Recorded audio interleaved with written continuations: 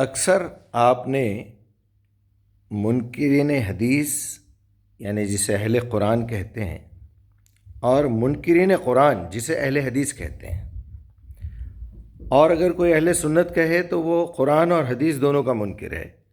اگر کوئی اہل تشیع کہے تو وہ قرآن، حدیث اور سنت تینوں کا منکر ہے. اگر کوئی اہل قرآن کہے تو وہ سنت، حدیث اور اہل بیت کا منکر ہے. یہ کیا ضرورت ہے اپنے آپ کو ایک کیٹیگری میں ڈال کے چھچورا پن کرنے کی؟ اکثر آپ نے سنا ہوگا کہ اہل حدیث یا پھر دوسرے یہ کہتے ہیں اہل قرآن سے کہ نماز کہاں ہے بتا دو، قرآن میں کتنی رکعتیں ہیں، نماز کیسے پڑھنا ہے یہ بتا دو.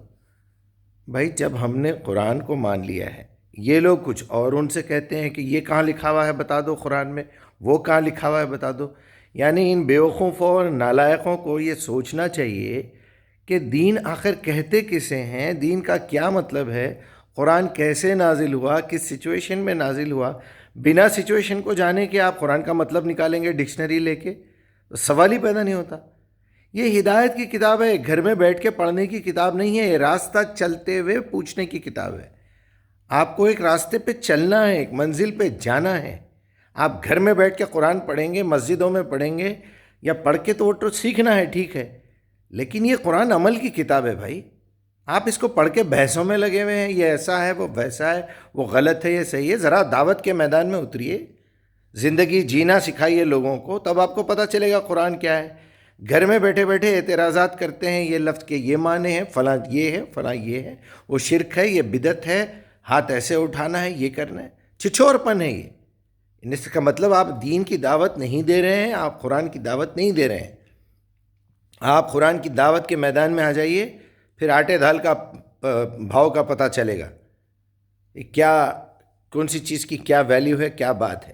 محمد الرسول اللہ قرآن کی دعوت دیتے ہوئے قرآن نازل ہوا ہے. ایسا نہیں ہوا کہ آپ نے جو ہے پورے 23 سال تک قرآن کا نزول لے لیا، پھر سیکھ لیا، پھر دعوت دینے کے لیے نکلے. نہیں، پھر خود آپ ہی نے یہ فرمایا بلغوا انی ولو آیا. وہ اسی بات کی تشریح تھی. من احسن قولا ممن دعا الی اللہ وعمل صالحا قال اننی من المسلمین. آپ مسجدوں میں لگے ہوئے ہیں، آپ جو ہے تھیلے دال لے کے نکل جا رہے ہیں گلی گلی، اس سے کچھ ہونے والا نہیں ہے. قرآن پہنچائیے، قرآن پہنچانے کے لیے عربی زبان پہ محنت کیجیے. تو آپ لوگوں کے لیے جواب ہے کہ جب اللہ تعالیٰ نے اپنی ایک آتھنٹک کتاب بھیج دی ہے تو اس کتاب میں سے دیکھیے کہ اللہ تعالیٰ نے نماز کے بارے میں صلاح کا لفظ کہاں کہاں لکھا ہے. ذرا سورہ بقرہ نکالیے، 15 نمبر کا پورا رکوع پڑھیے، سمجھیے. آیت نمبر میرے خیال سے آپ کو 121 122 سے ملے گی، 25 26 27 28 29 تک پڑھیے.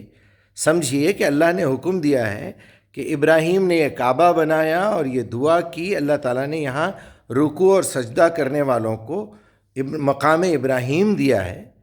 مسلمانوں، وہ ابراہیم کے دور سے 4500 سال سے چلے آ رہا ہے.